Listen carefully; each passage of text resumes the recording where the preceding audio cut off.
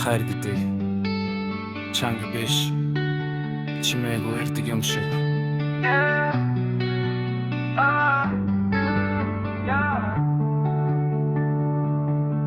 Хайр гэдэг чанга ирдэггүй хэцүү ичэн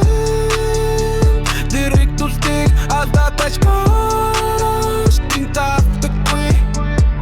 хайр гэдэг чи явдаггүй